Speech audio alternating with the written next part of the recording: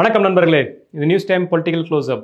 இன்றைய பகுதியில் தாவேகாவின் 2ஆம் ஆண்டு விழா என்னென்ன நடந்தது, இது குறித்து விரிவான ஒரு அப்டேட் நம்ம பார்க்க போகிறோம். அதோடு கடுப்பில் தலைமை, சோகத்தில் சேகர்பாபு, சென்னை திமுகவில் என்ன நடந்து கொண்டிருக்கிறது, இது குறித்து தான் இன்றைய பொலிட்டிக்கல் க்ளோஸ்அப் பகுதியில் விரிவாக அலசப் போகிறோம். முதல்ல நம்ம விஜயோட அந்த தாவேகா 2ஆம் ஆண்டு துவக்க விழாக்கு போறதுக்கு முன்னாடி சென்னை திமுகவில் என்ன நடந்துட்டு இருக்கு அப்படிங்கிறத பார்த்துட்டு விழாவரியா இன்னைக்கான முழு நிகழ்வு ஏற்பாடுகள் என்னென்ன, அங்கு தொண்டர்களுடைய மனநிலை என்னவாக இருந்தது, இது குறித்து விரிவாக பார்ப்போம். திமுகவை பொறுத்தளவு 72 மாவட்ட செயலாளர் இருக்காங்க. இதில் ஒவ்வொரு மாவட்ட செயலாளருக்கு குறைந்தது ஒரு 3 தொகுதியாவது இருக்கும்.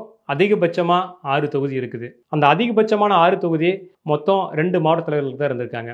அது யாருன்னு பார்த்தீங்கன்னா, சென்னையை சேர்ந்த திரு சேகர்பாபு, அடுத்து திரு தாமோ அன்பரசன். இவங்களுக்கு தான் 6 தொகுதிகள் உள்ளடக்கிய ஒரு மாவட்ட செயலாளர் இருக்காங்க.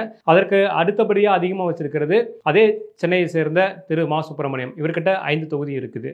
இதுவே பல மூத்த திமுக நிர்வாகிகளுக்கும் ஒரு கண்ணை உறுத்தக்கூடிய விஷயமா இருந்தாலும், இப்போது இவர்கள் மேல் இருக்கும் தொடர் குற்றச்சாட்டுகள் மற்றும் விமர்சனங்கள் மூலமாக அவர்கள் தலைமையின் கீழ் இருக்கும் அந்த 6 தொகுதியிலிருந்து 3 தொகுதியை பிரித்து மற்றவர்களுக்கு கொடுப்பதற்காக தற்போது திமுக தலைமை தயாராகி கொண்டிருக்கிறது. பொதுவாக தமிழக அரசியல் பட்டியலில் இந்த இந்து அறநிலைத்துறை என்பது எப்போதுமே ஒரு பேசாத பொருளாக தான் இருந்துட்டு இருக்கும். அந்த துறை இருக்குதா, அந்த துறையில் யார் அமைச்சர் அப்படிங்கிறது மிகப்பெரிய ஒரு தேடுதலாக தான் இருக்கும். ஆனால் திரு சேகர்பாபு அந்த துறைக்கு அமைச்சராக பொறுப்பேற்றதிலிருந்து எப்போதுமே லைம்லைட்டில் தன்னை வைத்துக் கொண்டிருக்கிறார். அதே போல சென்னையில் நடக்கும் அனைத்து நிகழ்வுகளிலும் அவர் பங்கேற்கக்கூடிய ஒரு நபராக இருக்கிறார். பொதுவாக தலைநகரில் அரசியல் செய்பவர்கள் தான் ஊடகம் வெளிச்சம் அதிகப்பட்டு அவர்கள் தமிழகம் முழுவதும் ஒரு ஆளுமையிலாக இருப்பதுதான் கடந்த கால தமிழக அரசியல் வரலாறு. அதை சரியாக பயன்படுத்தி கொண்ட திரு சேகர்பாபு சென்னையில் நடக்கக்கூடிய முதல்வருடைய முக்கிய நிகழ்வுகள் அல்லது கட்சியின் முக்கிய தலைவர்களுடைய முக்கிய நிகழ்வுகள் அனைத்திலும் பங்கேற்கக்கூடிய நபராக இருக்கிறார். இதன் மூலமாகவே தான் ஊடகத்தில் வெளிச்சம் படக்கூடிய நபராக மட்டுமல்ல,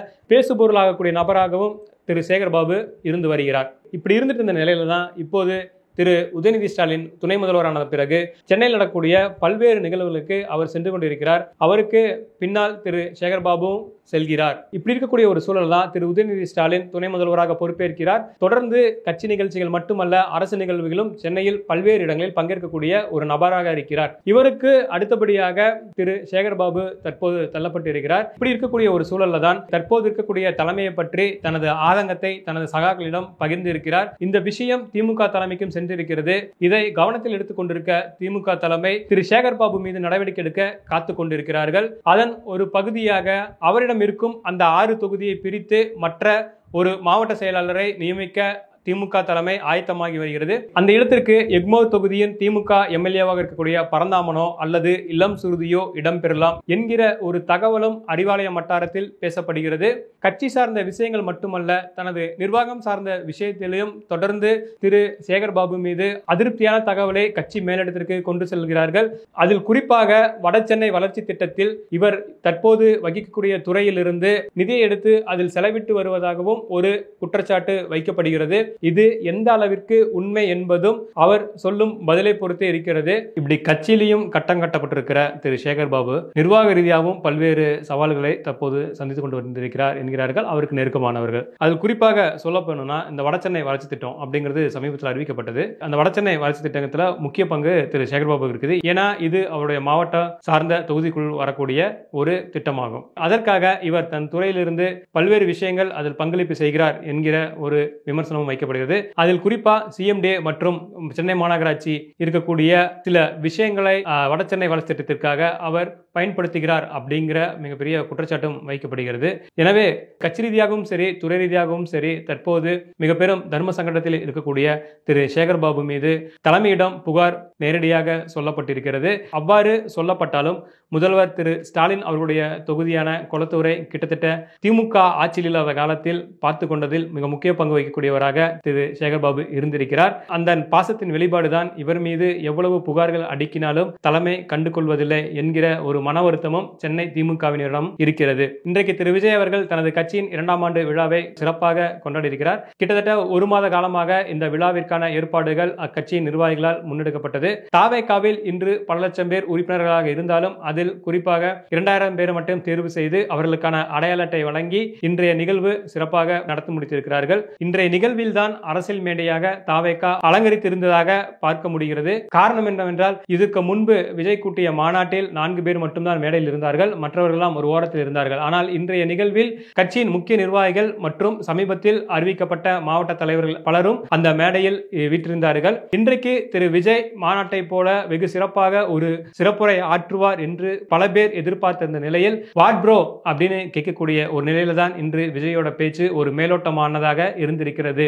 இது மிகப்பெரிய ஏமாற்றமாக அக்கட்சியினரிடையே இருந்திருக்கிறது. கூட்டத்தில் பங்கேற்ற நிர்வாகிகளுக்கு மட்டுமல்ல, தாவேகா தொண்டர்களாக இன்று இருக்கக்கூடிய பலருக்கும் இருந்திருக்கிறது. இன்றைய நிகழ்வில் திரு ஆதவ் அர்ஜுனாவுடைய பேச்சு எடுபட்டதாக இருந்திருக்கிறது.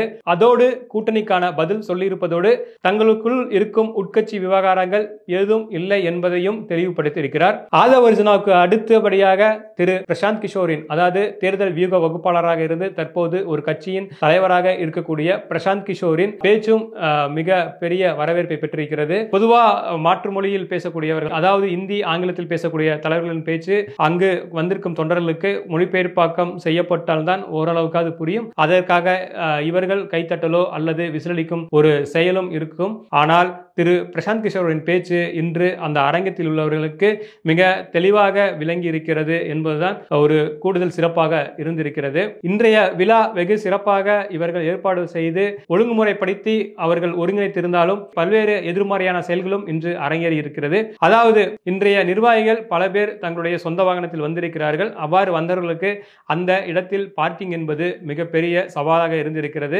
அதோடு மட்டுமல்ல, செய்தியாளர்களை ஒருங்கிணைத்திருப்பதிலும் மிகப்பெரிய குழப்பம் ஏற்பட்டிருக்கிறது. செய்தியாளர்களை அங்கு ஒருங்கிணைத்ததில் திரு ரியாஸ் மற்றும் திலீபன் ஆகியோர் இருந்திருக்கிறார்கள்.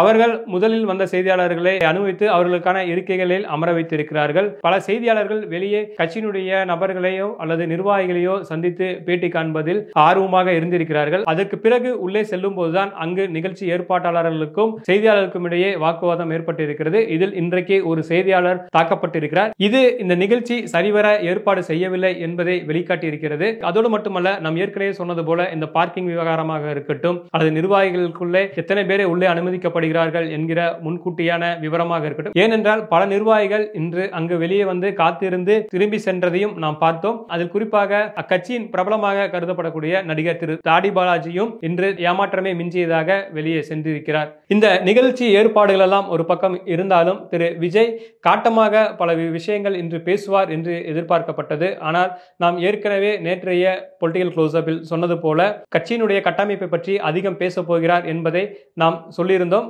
அந்த விஷயத்தை இன்று அவர் பேசியிருக்கிறார். அதோடு அவர்களுடைய கொள்கை எதிரி மற்றும் அரசியல் எதிரியாக கருதக்கூடிய திமுக மற்றும் பாஜகவை குறித்து ஒரு கடுமையான விமர்சனம் வைக்காமல் மேலோட்டமாக சில விஷயங்களை மட்டும் தொட்டு சென்றிருக்கிறார். இன்று தமிழகத்தில் இருக்கக்கூடிய அரசியல் ரீதியான முக்கிய பிரச்சனைகள் பற்றி திரு விஜய் பேசாதது ஏமாற்றமான மனநிலையே இன்றைக்கு அந்த தொண்டர்களுக்கும் நிர்வாகிகளுக்கும் இருந்திருக்கக்கூடிய சூழலாக தான் இன்றைய இந்த 2ஆம் ஆண்டு நிகழ்வு அமைந்திருந்திருக்கிறது. இதுபோல் வெளி அரசியலுக்கு அப்பால் உள்ள செய்திகளை அறிந்து கொள்ள தொடர்ந்து இணைந்திருங்கள். நியூஸ் டைம் பொலிட்டிக்கல் க்ளோஸ்அப்போடு சப்ஸ்கிரைப் செய்து தொடர்ந்து உங்கள் ஆதரவை அளிக்குமாறு அன்போடு கேட்டுக்கொள்கிறோம். நன்றி, வணக்கம்.